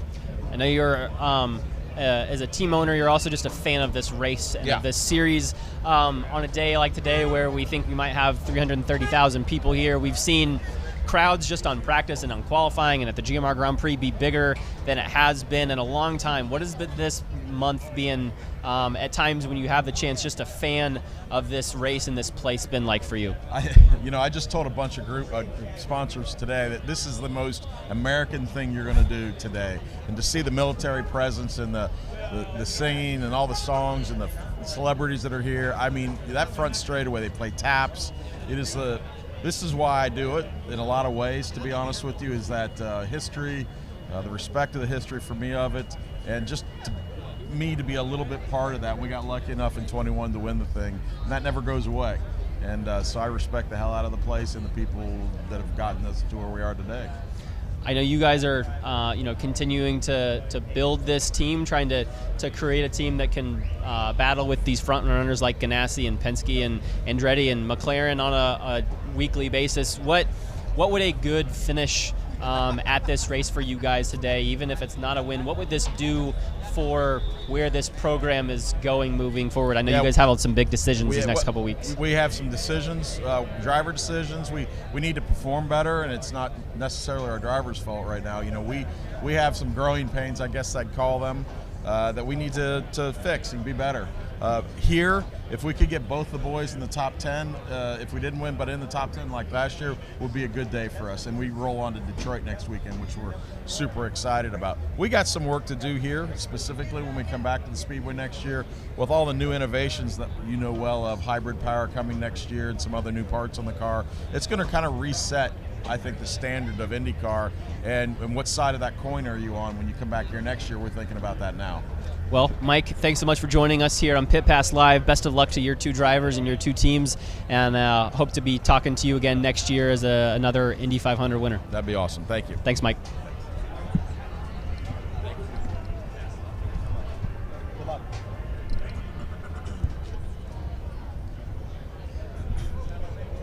All right. How you doing? We're back. We are back. Where did we leave off? Do you remember? Of course not. I don't. It's been a lot. We've just been kind of bopping around. But I feel like we've also tackled a lot and gotten to do some really great interviews here at the same time. Yeah. So let's talk about sleepers for this race. We've gone through most of the field, but if there's someone outside of the top 10, top 12, let's do top 12, okay, that you think has a chance to contend for the title. Okay. Two drivers that come to mind, ironically, they're just outside that top 12. Ed Carpenter, I think, starts this race 13th. Ed always does well here. Well, not always, but most of the time. Scott McLaughlin starts 14th. Scott McLaughlin. Scott, last year, until he crashed, was climbing right towards that top 5. He was a guy like Team Penske, who we talked about these last couple years, has struggled in qualifying for this race. But he, I think, was their best car last year. He was someone who started around 20th and was able to carve through the field. I don't know that he would have ultimately won this race, but until he crashed out, he was a guy that I felt like could potentially play into the conversation once we got past that final pit stop. Ultimately, he crashes out around turn 2, where we saw so many guys lose it last year, and that's the end of his day. But he's a guy, I think, who has a great race car. He has a great knack for racing on ovals, even though he's pretty young in his IndyCar career. He's someone I would watch out for, and I think Ed Carpenter, though we're used to seeing him starting a little bit higher up on this grid, has... What happened in qualifying with Ed? I think they've been in lots of ways this year just off a half step, and though they came into this race weekend feeling pretty confident. I think maybe there are just some things that aren't quite there. We shouldn't forget, of course, they have Rinus VeeKay, who's starting second on the grid. Fair. That is fair point. Someone that, an amazing average start in his first 4 500s, an average of 2.5. He's started 4th, 3rd, and 2nd. So he's someone who I feel like we aren't talking too much about Who Is that could- because he's had poor finishes here? I think there's something Because you to said he's that. had good starting spots, but he hasn't. I think if memory serves me right, I think he has maybe one top 10, but we saw last year, he crashes coming out of the pits on his first, right after his first pit stop, didn't have a reason to be pushing it in the way in which he did, and he loses it on cold tires. He ends up in the turn 2 wall, and it's another day where you feel like you don't know if he had the car to win the race, but certainly a car we would think to contend because these Ed Carpenter Racing cars are so good. We saw his teammate Connor Daly up in 6th when the day was over last year. So Rena's certainly someone that I feel like if he can just stay patient and manage his car, manages his team well over these first maybe 100 laps or so, if he's still around, I think he's a guy that can factor into this. He's fearless. Ultimately, I think the thing that would keep me wondering if he's a guy to pick is just he doesn't have that experience running up there in this field at the end of this race, and I feel like most of the time it takes one or two times. We've seen from Alex Palou, for example, he comes into his first shot to really win this race, and Elio Castroneves just kind of outsmarts him. We have this field that is so deep with former winners and guys that have been there before that it might be tough for him, even if he finds them there, to win this race. But I think he has a shot, and I think a guy like Ed Carpenter, his teammate and his team owner, who's been there so many times, if he finds himself there, I think maybe he has a little bit more of an edge. All right, I'm going to go a little bit behind the scenes for you guys. Last year, Nathan and I wore the same colored pants. They were salmon. I thought I was safe wearing salmon, so we were making sure we didn't match. Unfortunately, we are matching with our sock game today. We both are wearing our race flags. So I didn't text him about what socks to wear. Next year, we'll have to figure that out, but we are matching at some point. So there's nice synergy. That's why there's some great synergy here that you guys are feeling. It's because we wear the same clothes. We're going to have Greg Doyle join us here in a second, IndyStar columnist. He always has thoughts there. You can see the top of his head right there in that shot. He's going to be working his way to the seat right now.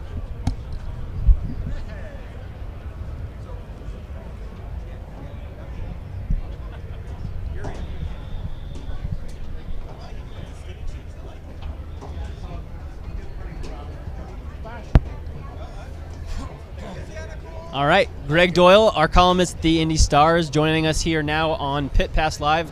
Greg, thanks so much for coming on and joining us here for a few minutes this morning. Look, Mom, I'm on TV. Are we calling this TV? Are we calling it? We're not. Maybe, I know my wife and son are at home watching it on a TV, streaming it on YouTube, so maybe we could get away with it. All right, let's do it. You've been around the racetrack a handful of days over these last couple weeks as we've been building to this. What are some of your biggest takeaways or things you're focusing on or watching coming into today's race? Well, every year I write about a racer, and I want that guy to win because I feel like I know him now. Last year was Pagenaud, and he didn't take care of me. This year I'm on Santino Ferrucci watch, and he might just take care of me. That guy, and he qualifies between 10 and 20 every year and finishes in the top 10 every year. So what happens when you qualify fourth? There's only one way to go. So I actually like his chances. I don't love his chances, but I like his chances. But you're asking me, what else am I focusing on? You've been writing a ton of stuff, and the story that jumps out to me just jumps out to me and kicks me in the head, and I wish it would have knocked some sense into me so I don't say this, but like Zak Brown, you can have Zak Brown. You can have him. Now, if Zak Brown's one of his guys wins today, I'm not going to rain on the parade, but I suspect he'll say something afterwards, whether he wins or loses, that'll have me revisiting Zak Brown in a couple days, because you can have him. He's, I think what Greg is referencing, we got a chance to talk to Zak on Friday on Carb Day, and I actually posed the question to him. He's a team in Aero McLaren that is thinking about expanding to a potential fourth full-time car next year. We were asking him who they might be considering for that seat, who might push them over the edge to make them green light that, and Marcus Ericsson, last year's 500 winner, his name came up. Another Ganassi driver that Zak has been fast after the chaos that we saw with Alex Palou last year. I don't know if Marcus will end up there, but it's certainly another interesting storyline and an interesting chapter between these two teams. His name didn't come up.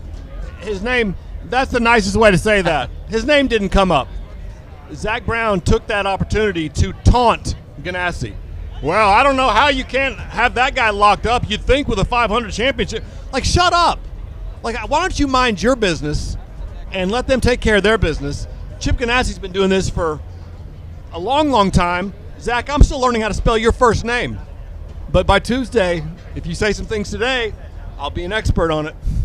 It has been fun as a writer, as a person who covers the sport, to watch that back and forth. They are so very different personalities in the way in which they handle themselves, the way in which they go about their business. Chip does not like to talk about contracts, does not like to put the stuff that he does and organizes and signs behind the scenes out front to us. He will virtually never answer a question about contracts any different other than, I don't like to talk about contracts. And Zach is very open and happy to do so. And one thing that I'm different than with a lot of media guys is I don't care who is nice to us. I don't care who talks to us. I don't care who gives us stuff. Like, be a good person when I'm not watching. That's what I care about. Be a good sport. Be a good person when you're not trying to win us over. Like, that's why I like Chris Ballard. Chris Ballard, does he try to win us over? Yeah, but I think he's a good guy and he's pretty good at his job. Kevin Pritchard, same way. Zak Brown, you can have Zak Brown. But we should move on to something else because I'm about to get really angry here. You were on hand on Sunday on pit lane for the last chance qualifier as I was watching the emotions pour over for Bobby Rahal, for Graham Rahal, for this Rahal Letterman Lanigan racing team.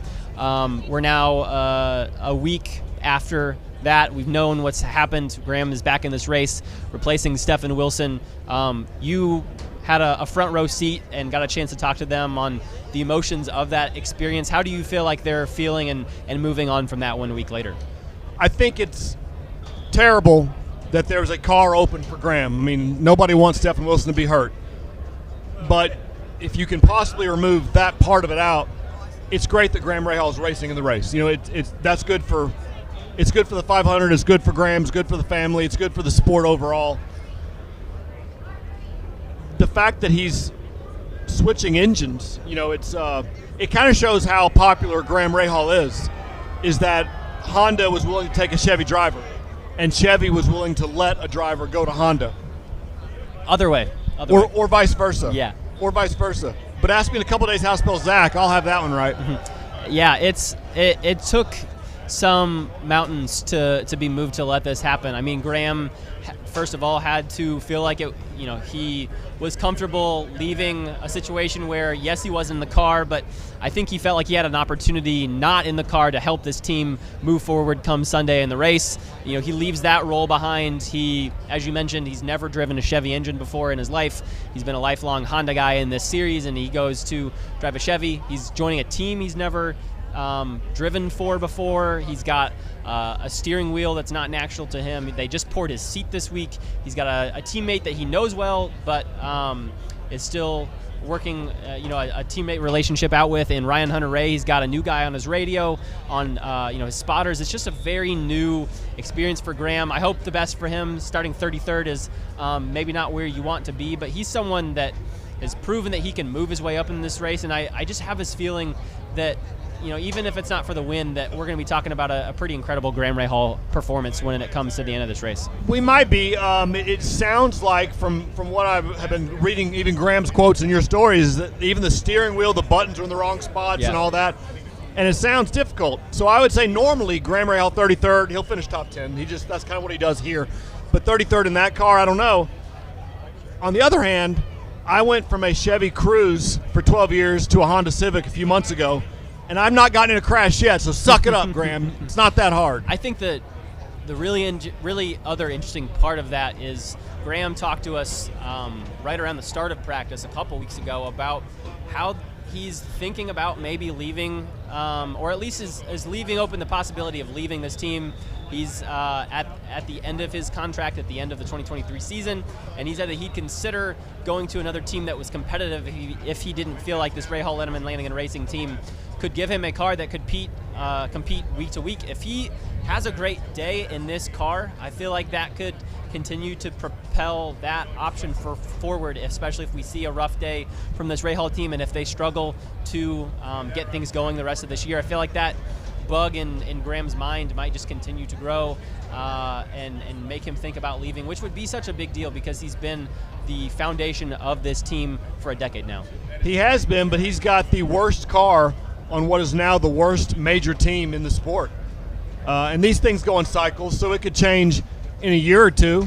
But will Graham be here in a year or two to see it change? It wasn't that long ago. I got hired here about 8-9 years ago.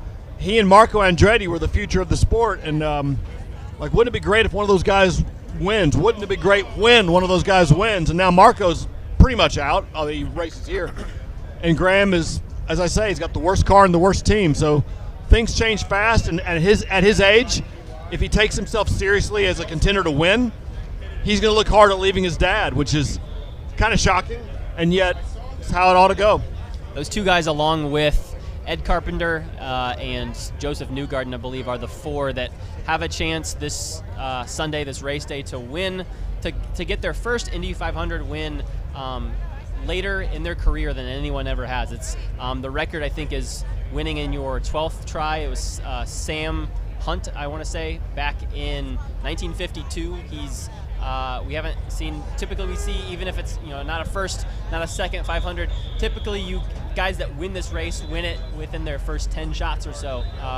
And those four have not done it. It would be an incredible thing if Marco or Graham or Ed or Joseph were able to overcome some of their rough struggles they've had over the first decade plus here and come out with a win today. You know who's not going to break that record and win his first one after 10 or 12 years?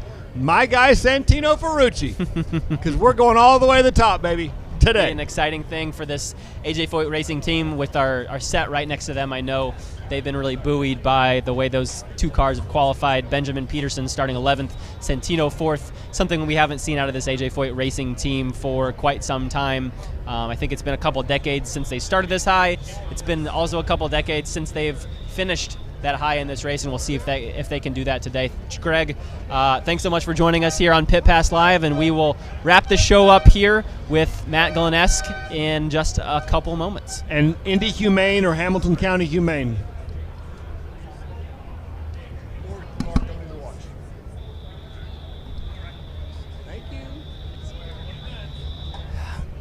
How'd Greg do? Did he say anything that's going to get some of us fired? He said some things that I'm sure will fire up Zak Brown, so we'll see if Zak and McLaren are listening. I think he's watching Monaco right now. Probably right. I think we're probably safe on that one. Yes. All right, so we've covered a lot of ground.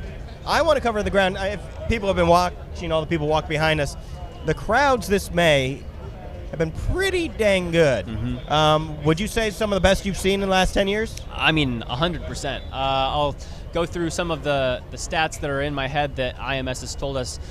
They had 70,000 fans over the 2 days of the GMR Grand Prix weekend. That was the most. I love it how you say Grand Prix instead of Grand Prix. It's very uppity. I've been trained that way over the last couple years. Is that how I'm supposed to say it? I think technically speaking, though, I think you could probably get away with Grand just fine. Because this is Indiana, we don't say Grand anything. Exactly. Okay.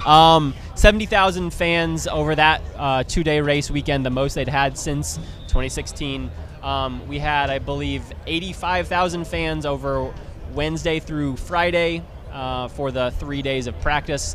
Those days each were, I think, combined 10% up year over year from last year. And they were also, interestingly, each of those practice days, more days than they had on the corresponding days in 2016. So even better, even more hype leading up to this year's race in terms of practice attendance than we had for the 100th running, which was, as we know, a historic sellout. What do you attribute that to? Is it the marketing that they've been doing? Is it that the weather was just really freaking nice? I mean, I think there's something to the marketing. I think it's incredibly impressive that they were able to build off of last year. Last year was the first time that we had unlimited number of fans back to this race since 2019 with the pandemic.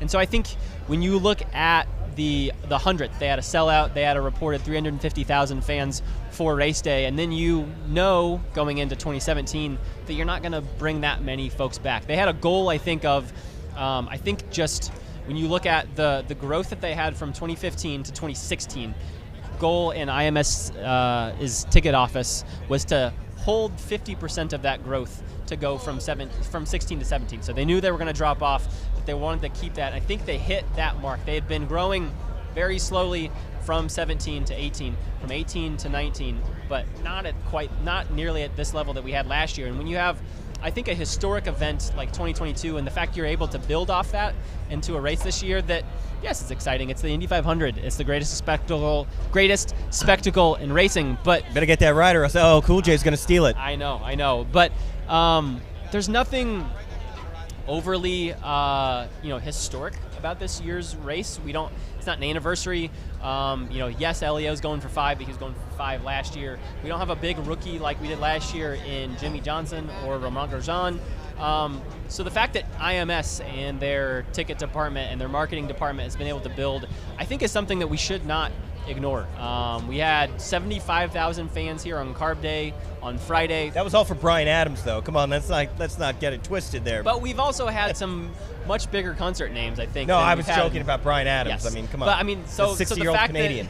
The fact that we got 75,000 fans here for Bryan Adams, that day noticeably felt different than last year, and it was again the most fans that we've had on Carb Day since 2016. So an interesting thing that Doug told me, it was ahead of the GP weekend when I had a sit down with him and Mark Miles. He said that the way in which they've been growing their ticket sales over these last couple years since we were able to bring folks back from COVID and the pattern in which they had even before the pandemic, he thinks that we could have a sellout here in the next couple years. They were about 1% up year over year from 2022 to 2023. Last year we had around 325,000 fans. I think we'll be in that 325 to 330 range this year. This place we know can hold around 350,000, and I think the big key is them getting to a point where they've sold out their grandstand tickets a week or so ahead of the start of this race. That's when we saw in 2016, they announced that at the start of May, and then folks that were maybe on the fence about being able to or wanting to attend, they all of a sudden buy up all these GA tickets because whether they want to go or not, they don't want to be told that they don't have the opportunity to. And so I think that's where, if in these next couple of years, I think they're going to end up about 5,000 grandstand seats short of selling those out and being completely sold out. So I think if you get a point where you sell an extra 5,000 or so more a week or two early, that's where we could potentially see a run on GA tickets and get to a point where we were in 2016 and potentially have a sellout. And what I know folks at home who are watching this would love, potentially have a lift of this blackout that we continue to have year after year. There's a blackout? I hadn't heard. I know. I hadn't heard that there's a blackout. I have a 5-year-old at home who can't watch the race right now. And I have a 17-month-old, same way, same frustration. Yeah, but he doesn't know what he's not missing. My 5-year-old does, so I told my wife just to play the 2022 race. That's a good and he point. won't know the difference. That's a good point. Because he didn't get to watch the 2022 race. That's a fair point. What more fans means, obviously means more money. More money for Roger Penske, more money for the Speedway, more money for the purse for the drivers. Last year's purse was $16 million. I believe, is that a record? It was a record, yes. I think before that, I think maybe it was around 14 million, and that was only once, and that hadn't been up above or around 12 million in several years. Yeah, and Marcus Ericsson took home $3.1 million for winning the race. You'd think maybe because of all the big numbers here, we might be looking at 3.5 for the winner, somewhere around there. I think that's definitely possible. I have absolutely no insider knowledge, but when I think about what they could do, I think we could maybe see, 18 million. I know they've been continuing to finally start making money off ticket sales, which they hadn't had for a couple years because they sold all of those 2020 tickets. Folks then couldn't attend the race, and then they had the vouchers for 21 and 22. So they're starting to make more money, and I do think we'll continue to see that purse go up. If it, is it going to be by another $2 million increase? I don't know, but I think we could see something along those lines. I do know. I don't know this for certain, but I would imagine because of how well the series is doing, I know that purse is something that they love to put out there and are very happy to promote. So I think that's something that shows the health and the vitality of this race and this series, and I would expect to see a pretty solid number knowing how well things have been going. What's the purse for Charlotte? Do we know? I do not know. Okay, I'll look that up then for later. Sorry for putting you on the spot. But speaking of NASCAR, you had talked about the rookie class last year. It was Grosjean, Jimmy Johnson, a NASCAR driver. This year's rookie crop doesn't have big names. Next year's will, with Kyle Larson going to give the 2024 Indy 500 a chance. First, I'll let you talk about the rookies this year, what we could expect, and then what we might see from Kyle Larson next year and what excitement that might bring. Yeah, so leading our rookie class on the grid, we have Benjamin Peterson from AJ Foyt Racing. He starts 11th. this is a race for Benjamin. When you look at how his start of his season has gone, it's really just important to finish all 200 laps, to get to the checkered flag and experience one of these. It's so important to do, regardless as a rookie. But a team in AJ Foyt Racing that's, as we were talking to Santino earlier, who's had a lot of downs, if they could just finish this race with 2 cars, say they finish, both in the top 15, maybe Santino's closer to a 5th place finish or so. If Benjamin Peterson can just finish in the top 10 or the top 15, have a clean race, have something that they can build off of for next year, I think that's a big, big thing for this team. Beyond that, we have Stingray Robb. He was best name in racing.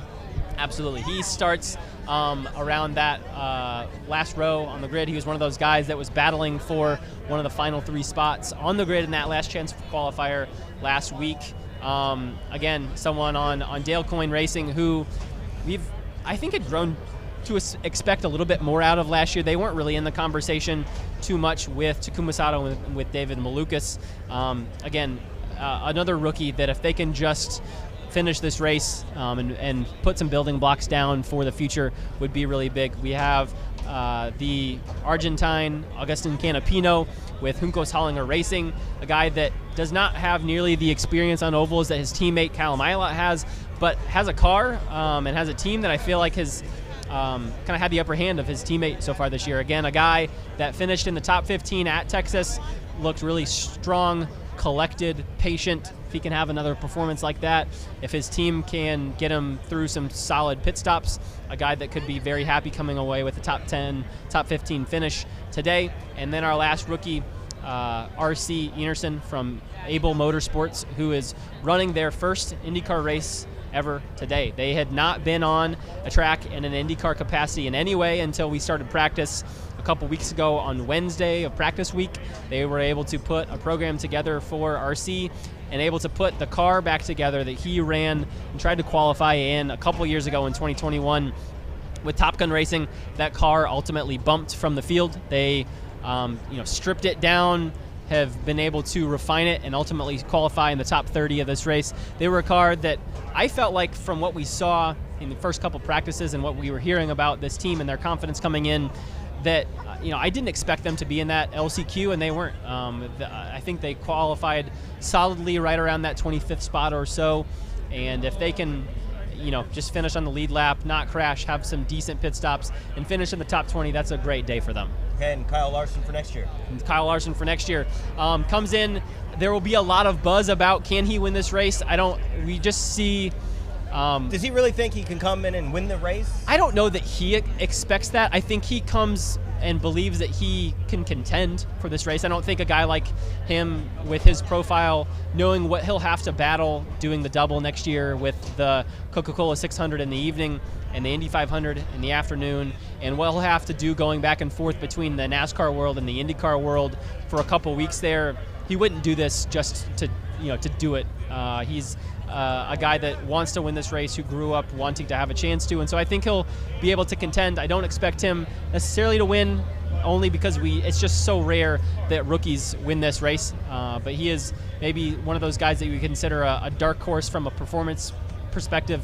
He's going to be with a team in Aero McLaren that brings fast cars that we've seen these last couple years contend, and someone who I know will make a lot of waves and will bring as much drama and attention, if not more so, than Jimmy Johnson did last year. All right, here we go. The moment of truth. We're going to go winners, top 3. Give me 1, 2, 3 finish. All right.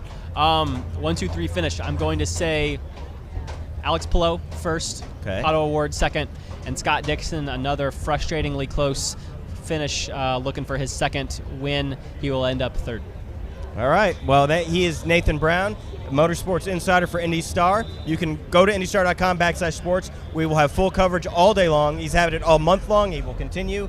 He kills it. He does great. We'll have live blogs. We'll have everything. So go to IndyStar.com for all your Indy 500 needs. Thanks for watching. And until next year, for year 11 of IndyStar's Pit Pass Live from Gasoline Alley.